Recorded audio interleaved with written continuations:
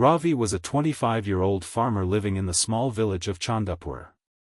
His life revolved around the vast fields of golden wheat and lush green crops that stretched as far as the eye could see. For years, Ravi had struggled with one particular habit: waking up early.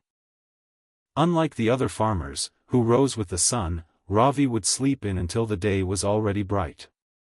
He would rush through his morning chores, often missing the best time to water his crops or tend to the delicate plants before the heat of the day set in. His father, a wise old man with decades of farming experience, often warned him, "Son, the fields listen to those who greet them with the dawn." But Ravi would brush off the advice, believing that a couple of extra hours of sleep wouldn't harm his work. That was until one summer changed everything. It was the peak of the season, and the village was abuzz with talk of a looming drought. The river that nourished their lands was drying up, and farmers needed to use water carefully and strategically. One evening, Ravi overheard a group of elderly farmers discussing how the early morning was the best time to water the crops since the cooler air would reduce evaporation. They spoke about how the moisture seeped deep into the roots before the sun could steal it away, giving the crops a better chance to survive the harsh weather. Something clicked in Ravi's mind.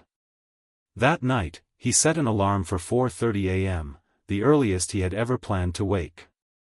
The alarm rang, and though his body begged for more sleep, he pushed himself out of bed, splashed his face with cold water, and stepped outside. The world at dawn was a revelation. The sky was a soft shade of purple and pink, and a cool breeze whispered through the fields. The crops seemed to glisten in the faint light, as if welcoming him.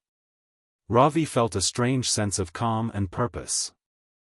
He began watering his crops with care, noticing how the soil absorbed the moisture without the harsh sun to dry it up instantly. Birds chirped, and the village slowly came to life, but Ravi had already finished most of his work by the time the first rays of sunlight warmed the land.